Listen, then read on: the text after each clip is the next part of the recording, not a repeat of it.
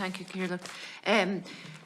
I suppose, going back to the school issue that Deputy Coveney was raising there. I mean, there's a situation in Cavan where there's a special school. It accepts students from Cavan and Monaghan. And there was an OT coming in from one of the CDNTs, and that OT was only allowed to deal with the students from that particular county. I mean, you know, and then they were saying the benefits of a few years ago when the board actually hired an OT themselves for a period of time.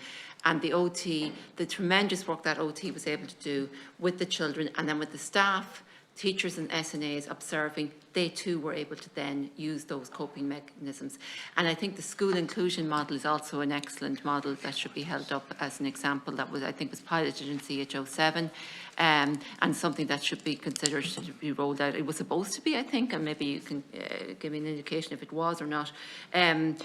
Again, I was told by the NCSE where that model existed, the demands on the CDNT in the community reduced dramatically. So I think we need a sort of a helicopter view of it, that it has to be child-centred, where we have supports for the child in school, in the community, and not these siloed things. You have education, you have the CDNT, you have primary care, you have CAMS, and they're all working against each other. And like I was just talking to a mother today whose child was referred to CAMS for an ADHD assessment. CAMS have referred him back to CDNT because they say, oh, he needs OT and he needs speech and language. If he needs everything, he should get everything. You know, if he needs the assessment and he needs the supports, he should be getting all. I don't see why it has to be one or the other. So, I mean, and I talked to somebody within the HSE about this, and they were saying, oh, but they don't talk to each other. But like, that's... I said to him, but that's the main issue here. We need to get these people talking to each other because it should be about the child, not about the particular team and where the funding has come from. It's all government funding, so, you know, so can we see a more cooperative, you know, working together between all of the teams? Is there a mechanism of doing that? Because I know you indicated that there was this an independent review of the CDNT service model being carried out at the moment by I think it's the NDA. So is there a timeline for that? And is that kind of going to be part of the focus of it, and how better that the different parts will work together, CAMS, primary care, etc.? All right, so there's actually a lot in this, and I suppose at all times my focus and the department's focus is to ensure that the child at the centre gets the intervention that they need in a timely fashion. And I'll be honest with you, and we talk about the special schools.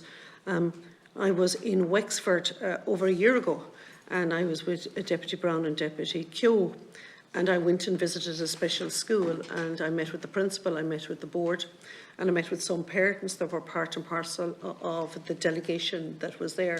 And they spoke exactly to your point. Actually, it's far better. Parents were paying themselves to bring in the OT to support the children. Now, that to me is totally wrong, to be quite honest with you, because I have the resources to actually ensure that therapists can go in if we can get them. And we developed what was, with the help of the principal, a Wexford model where 3 therapists were going in, an OT, a physio and speech and language.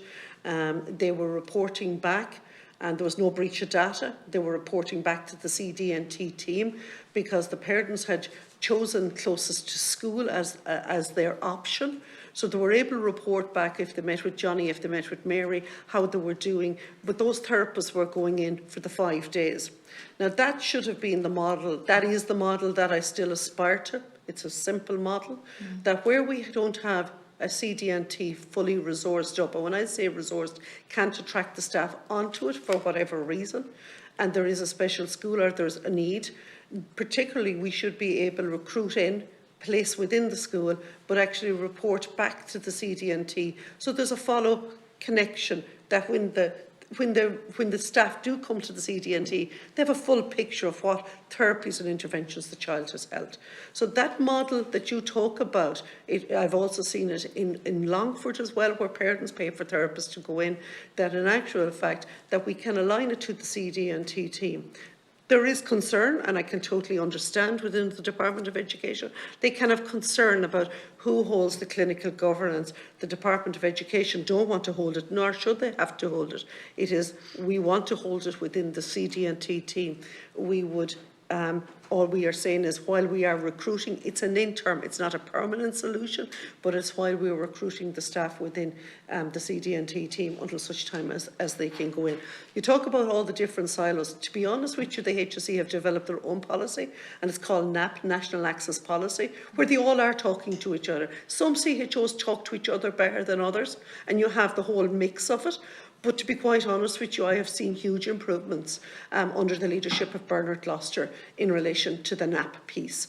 And that is where primary care, disabilities, mental health, acute, they are all talking. And it's not just in disabilities, but it's in older person. It's right across the board. And they are implementing their own policy. And it is far more coordinated and putting the child, in my case, at the centre. And the whole purpose of the NDA review is to talk to where are the gaps, what looks good, where is there good performances, where is there better outcomes, because where we have good working, we need to actually look at that to scale it into other areas. And then the other whole piece around the review is why are we struggling to recruit staff into some CD&Ts? Why can we not raise the bar there? What is wrong there? Is it a clinical governance? And that's why we're holding the review, Deputy. Okay. Just a quick point on the family forum. I know you mentioned those as well. And again, I know in my own area they are not working well because the meetings are called at a time that does not suit the majority of parents. For example, one meeting was called during the midterm break when children were at home from school at 10:30 in the morning. So that's, and even though parents made this clear, it's still been called at silly times, that doesn't suit the majority. It's almost like the CD&T don't want the parents to attend. And it should be a collaborative approach where they're all working together for the benefit of the children. So, there's still a lot of issues in some CD&Ts are obviously working better than others. So the NDA review would point out where is and what is working well so that others could replicate it. I don't think a 10:30 a family forum meeting at 10:30 on a Tuesday or any morning of the week is conducive to working parents. I think there has to be some level. They only meet once every second month. I do think there has to be flexibility shown on the side of the CD&T to make the flexibility and to also understand the pressure that families are under.